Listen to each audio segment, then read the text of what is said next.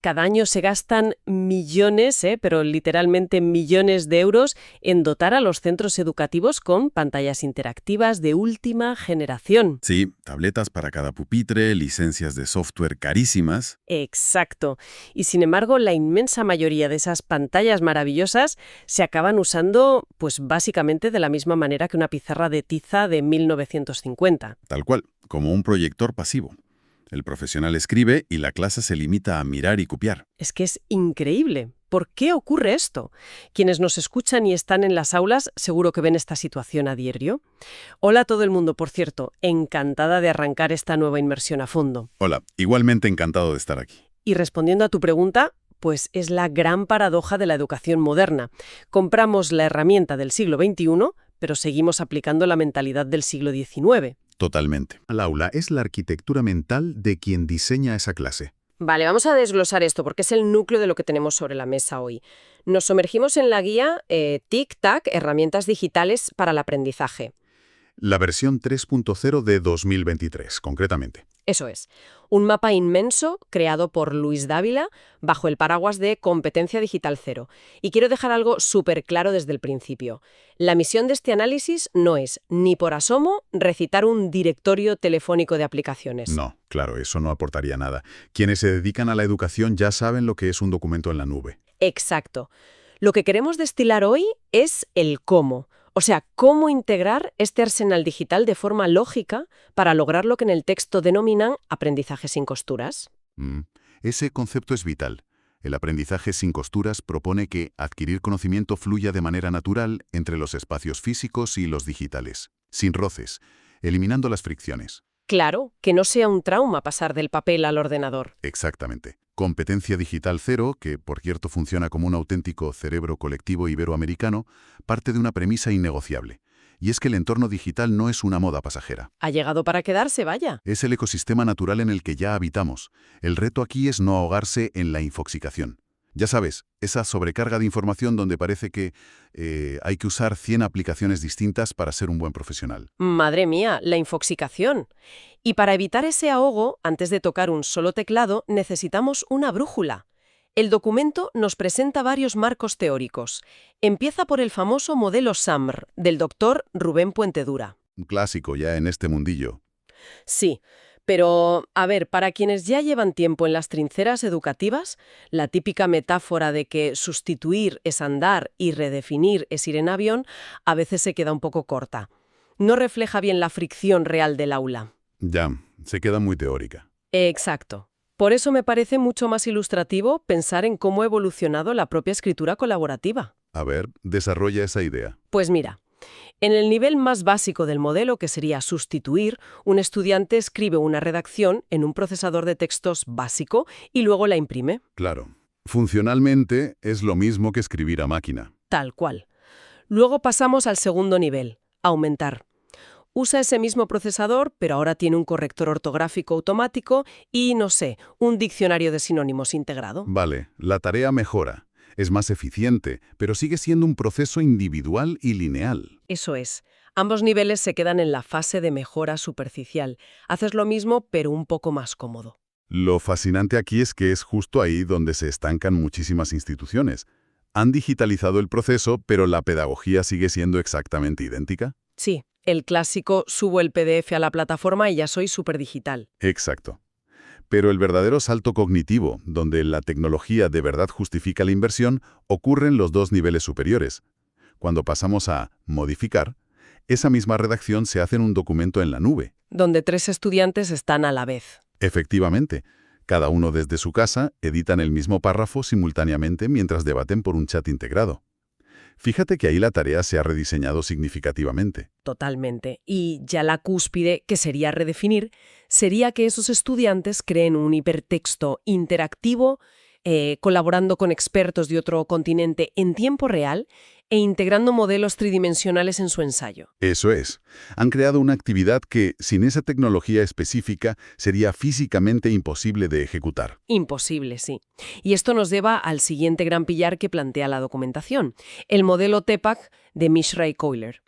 Si el SAMR nos dice hasta dónde podemos llegar, El TEPAC nos dice qué necesitamos en nuestra mochila para no estrellarnos. Una analogía muy buena. Gracias. Pero aquí tengo que hacer un poco de abogada del diablo, si me lo permites. Adelante, dispara. A ver, el TEPAC básicamente dice que el éxito ocurre en la intersección de 3 áreas: el conocimiento tecnológico, el pedagógico y el del contenido.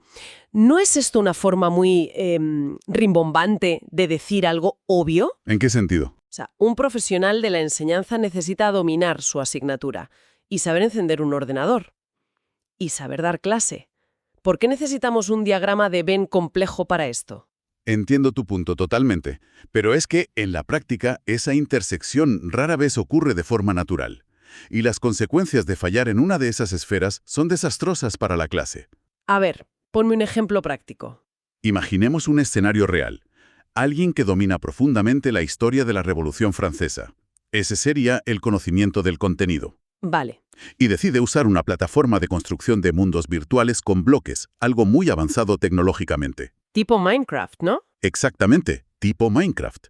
La intención pedagógica es que la clase reconstruya la toma de la Bastilla para vivir la historia de forma inmersiva. Oye, pues suena brillante sobre el papel. Suena genial.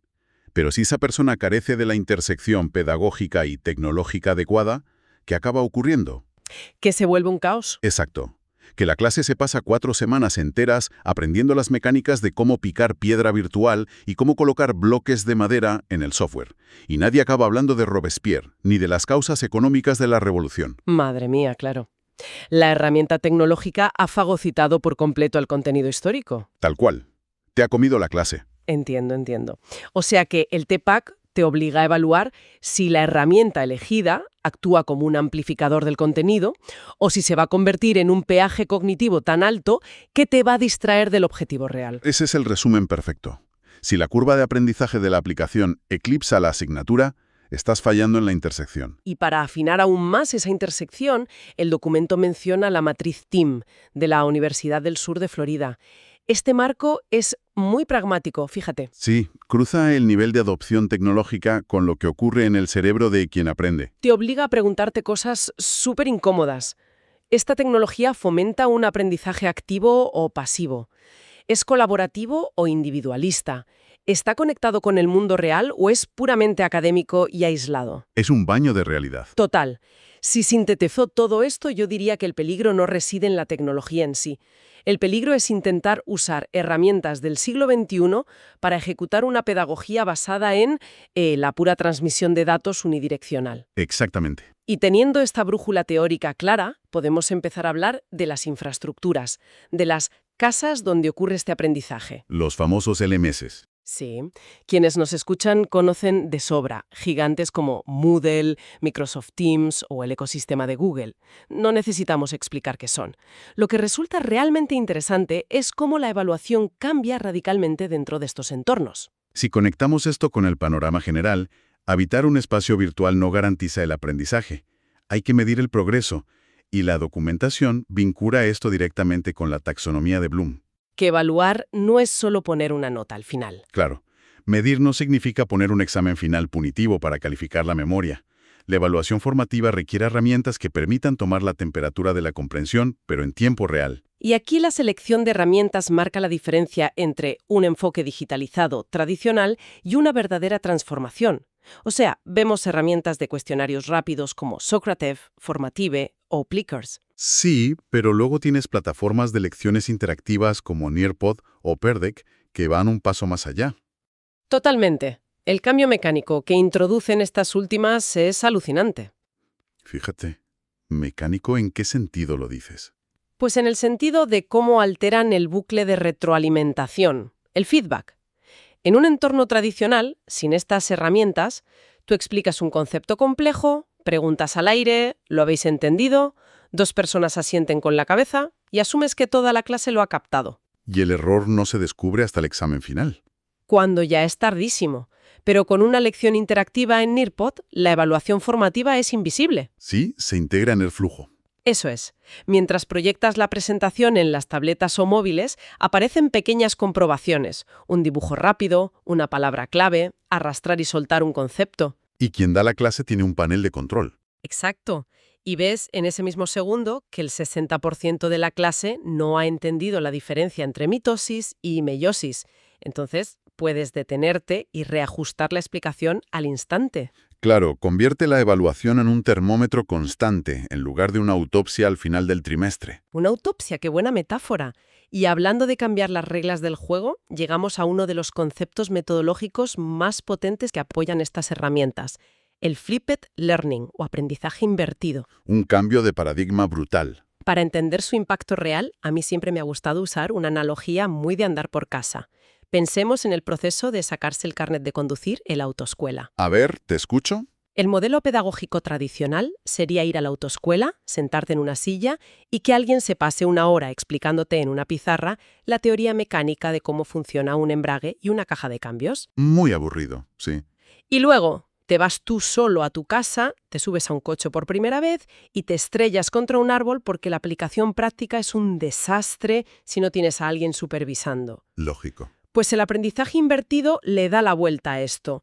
La teoría de cómo funciona el embrague te la estudias tranquilamente en tu casa, a tu ritmo, con un vídeo, pausas, retrocedes, tomas tus notas. Ajá. Y utilizas el tiempo presencial con el experto, que es el recurso más valioso que existe en educación, única y exclusivamente para conducir el coche real, para resolver las dudas en el momento exacto en el que intentas meter la marcha y el motor se cala.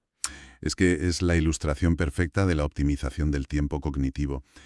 Y fíjate que la tecnología que hace esto posible son plataformas de vídeo enriquecido como Edpuzzle o Flipgrid. Claro, Edpuzzle es clave ahí. Porque la gran queja histórica contra mandar vídeos a casa era la pasividad. Nadie te asegura que estén prestando atención. Igual le han dado al play y se han ido a la cocina por agua. Totalmente, el clásico truco. Pues lo que hace Edpuzzle es incrustar preguntas de comprensión obligatorias dentro del propio flujo del vídeo. Si no respondes correctamente, el vídeo no avanza. ¿Te bloquea? Eso es, te asegura que la asimilación del conocimiento básico ha ocurrido antes de pisar el aula. Y deja ese espacio presencial libre para el análisis crítico, el debate y, sobre todo, la creación conjunta. Ahora bien, la evaluación invisible, el aprendizaje invertido, el feedback en tiempo real. A ver, todo esto suena fenomenal desde una perspectiva teórica. Pero siempre hay un pero. Desconectados y aburridos. ¿Cómo hackeamos la motivación hoy en día? Es el gran reto. Aquí es donde se pone realmente interesante la cosa. Pero también el terreno se vuelve un poco resbaladizo con el tema de la gamificación. Resbaladizo, dices. Sí, porque, seamos sinceros, a menudo la gamificación se vende como la panacea absoluta, pero en la práctica acaba siendo poco más que dar pegatinas digitales o puntitos virtuales por estar sentados en silencio. Ya, la falsa gamificación. Eso es. ¿No corremos el riesgo de infantilizar el aprendizaje superior o secundario disfrazando tareas repetitivas con avatares de colores? Ese es exactamente el riesgo cuando la gamificación se aplica desde el puro desconocimiento del diseño de juegos. Gamificar no es jugar por jugar, ni es un sistema conductista de premios superficiales. No es dar una estrellita dorada. Para nada. Implica extraer las mecánicas profundas que hacen que un videojuego sea adictivo. Hablo de la narrativa compartida, la gestión de recursos, el sentido de urgencia, la interdependencia del equipo. Y aplicar todo eso para resolver problemas reales del aula. Vale, me vas a tener que dar un ejemplo concreto de cómo se aterriza eso en clase. Pensemos en herramientas que detalla la guía, como Classcraft, o alternativas como Fantasy Class y My Class Game. No se trata de dar 10 puntos por hacer los deberes. Classcraft transforma la dinámica social completa del entorno de aprendizaje. Vale. El alumnado forma equipos donde asumen roles interdependientes. Tienes sanadores, guerreros, magos. Si una persona del equipo no entrega un proyecto a tiempo, su personaje recibe daño. ¡Uy! Como en un juego de rol. Exacto. Pero ese daño afecta a la salud general de todo su equipo. De repente, la gestión de la responsabilidad ya no es una dinámica vertical donde el profesor castiga. Se convierte en una dinámica horizontal de presión de grupo, pero positiva. Claro, tus compañeros dependen de ti. Eso es. Si a alguien le cuesta entender un concepto de matemáticas, el sanador de su equipo tiene un incentivo real, dentro de las reglas del juego, para sentarse a ayudarle a estudiar. Porque el éxito individual es la única vía para la supervivencia colectiva. Vaya, eso cambia por completo la psicología del esfuerzo. Estás externalizando la gestión de la motivación hacia el propio grupo. Es muy potente. Pero claro, para construir narrativas tan inmersivas o incluso lecciones invertidas de calidad, hace falta crear un contenido visual muy, muy potente. Y al repasar el material, uno se encuentra con una avalancha absoluta de herramientas de diseño. Ciertamente. El nivel de producción al que se puede llegar hoy en día con opciones de interfaz amigable como Canva o Genially, o entornos e-learning más robustos como H5P o Articulate, es increíble. Puedes hacer que el material educativo rivalice con producciones profesionales. Sí, pero hay que poner un gran freno aquí. El documento menciona decenas de herramientas. Pictochart o Venngage para infografías, Mindomo o Mindmaster para mapas mentales. Son muchas, sí. Demasiadas. Sinceramente, saltar de una interfaz a otra, intentando estar a la última moda tecnológico, provoca lo que podríamos llamar fatiga de herramientas. Acabas invirtiendo más energía en recordar dónde estaba el botón de exportar que en diseñar la propia experiencia de aprendizaje. Y ahí volvemos irremediablemente a la regla de oro del modelo TEPAC que comentábamos antes. La abundancia de opciones no es un mandato para usarlas todas a la vez. Menos mal. Si manejar una nueva aplicación para hacer líneas de tiempo te genera fricción y te roba horas de planificación pedagógica, entonces es una mala decisión directamente. Totalmente de acuerdo. La eficiencia radica en seleccionar un ecosistema muy reducido de herramientas, quizás 3 o 4 que domines a la perfección, y ser sumamente creativo con la pedagogía que aplicas sobre ellas. La innovación no está en la cantidad de software que usas, está en la profundidad del aprendizaje que logras. Menos es más en la caja de herramientas, siempre que la ambición esté en la metodología. Y hablando de ambición, el tramo final de esta inmersión nos lleva más allá de las pantallas de 2 dimensiones. Entramos en terreno de ciencia ficción. Literal. Si la colaboración en la nube era modificar, las tecnologías de frontera apuntan directamente a redefinir la realidad. Hablamos de realidad aumentada, el metaverso y, por supuesto, la inteligencia artificial. Es el territorio donde las barreras físicas de la educación tradicional se disuelven por completo.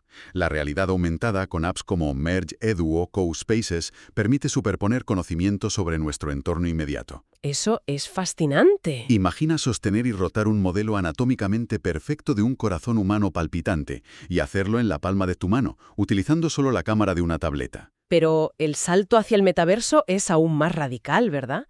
Plataformas como Spatial, Horizon Workrooms o Altspace VR ya no traen el objeto a nuestro mundo, nos sumergen a nosotros en entornos digitales en 3D. Sí, son inmersiones completas. Para salir de lo abstracto, imaginemos el impacto en una clase de historia antigua. En lugar de leer un texto en blanco y negro sobre la Roma imperial, los estudiantes se ponen un visor y entran en una reconstrucción a escala del Coliseo. Y ojo, que no entran solos. Entran de forma simultánea con sus compañeros. Están todos ahí dentro. Representados por avatares, pueden interactuar, señalar detalles arquitectónicos y experimentar la escala espacial real de la construcción. Y esto de una forma que un libro de texto jamás podrá transmitir. El cerebro codifica esa experiencia no como información leída, sino como un recuerdo vivido. Un recuerdo vivido. ¡Qué potente! Pero a ver, el elefante en la habitación. El catalizador que está acelerando todos estos entornos inmersivos y sacudiendo los cimientos de la educación es la inteligencia artificial generativa. La IA lo está cambiando todo. Y la guía recoge este auge de forma muy clara. Herramientas como Synthesia o Flicky, que son capaces de generar vídeos educativos con presentadores hiperrealistas a partir de un simple guión de texto. O asistentes como Writer, que pueden estructurar, redactar y resumir ensayos en segundos. Y esto plantea una pregunta importante. El impacto pedagógico de la IA generativa es sin duda el reto más monumental al que nos enfrentamos ahora mismo. Totalmente. Cambia la naturaleza misma de lo que consideramos habilidad académica. Durante décadas hemos evaluado la capacidad mecánica de estructurar párrafos, buscar información y redactar. Si un motor de IA puede hacer eso en 10 segundos, ¿qué es lo que estamos evaluando realmente en las aulas? Eso es lo fascinante de este debate. La carga cognitiva se desplaza de la creación mecánica a la curación crítica.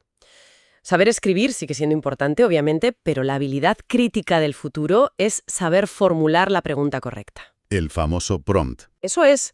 Y, sobre todo, tener la profundidad de conocimiento necesaria para discernir si lo que la máquina te ha devuelto es un análisis profundo, una alucinación sesgada o una obviedad superficial. Quien aprende pasa de ser un fabricante de textos a ser como un editor jefe que debe auditar el trabajo de una máquina hiperproductiva, pero sin criterio de verdad. Y para sobrevivir en ese rol de editor jefe, rodeado de esta cantidad brutal de estímulos, desde mundos virtuales hasta textos generados por algoritmos, se vuelve imperativo lo que la guía denomina PLE. El entorno personal de aprendizaje. Exacto. Herramientas de curación como Symbaloo o Wiklet se convierten en el ancla digital de estudiantes y docentes. Son espacios donde cada persona filtra, categoriza y organiza sus propias fuentes de verdad. Sin ese filtro personal riguroso, el entorno digital se convierte en puro ruido blanco. El ruido blanco de la infoxicación, volviendo al principio. Entonces, si damos un paso atrás y miramos el panorama completo, ¿qué significa todo esto? Buena pregunta para ir cerrando. Si algo nos deja claro la evolución de este directorio interactivo, es que la mera digitalización es un concepto obsoleto. Poner un PDF en una pantalla interactiva es tirar el dinero y desperdiciar el potencial del alumnado. El verdadero propósito de integrar desde plataformas de evaluación hasta el metaverso es empoderar un aprendizaje que sea colectivo, activo y donde la fricción desaparezca. Y el mayor valor que podemos extraer, independientemente del nivel de pericia técnica que tenga la gente que nos escucha, es adoptar la disciplina mental de los modelos teóricos. No olvidar nunca la base. Exacto. Si interiorizamos el modelo SAM y protegemos celosamente esa intersección de la que nos habla el TIPAC, cualquier decisión tecnológica que tomemos tendrá un propósito pedagógico blindado. La tecnología siempre será el vehículo, cada vez más rápido y espectacular, pero la estrategia pedagógica tiene que seguir sujetando firmemente el volante. ¡Qué gran cierre! Y bueno, para despedir esta inmersión, me gustaría dejar en el aire una última reflexión provocativa para quienes nos escuchan. Venga, a ver. Al principio hablábamos de la evolución de las aulas. Hoy hemos visto que el paisaje es un universo de posibilidades casi infinitas. Pero pensemos un momento en la trayectoria de esa IA generativa que acabamos de mencionar. Si ya tenemos sistemas capaces de generar el contenido teórico de forma autómata, avatares que pueden exponerlo y plataformas que evalúan el progreso y adaptan la dificultad en tiempo real. Todas las funciones tradicionales de la enseñanza automatizadas, básicamente. Exacto. Llegados a ese punto de automatización extrema, ¿cuál será el rol verdaderamente insustituible del ser humano en el centro del aprendizaje? ¿Pasaremos a ser simples directores de orquesta de algoritmos supereficientes? Da que pensar. ¿O descubriremos que la esencia misma de aprender, ese instante donde se enciende la chispa de la comprensión profunda, requiere intrínsecamente de la empatía, del vínculo emocional y del calor de la imperfección humana, que las máquinas nunca podrán replicar? Es un paradigma apasionante, desde luego. Y nos tocará navegarlo muy pronto. Ahí lo dejamos para que cada cual saque sus propias conclusiones. Nos escuchamos en la próxima.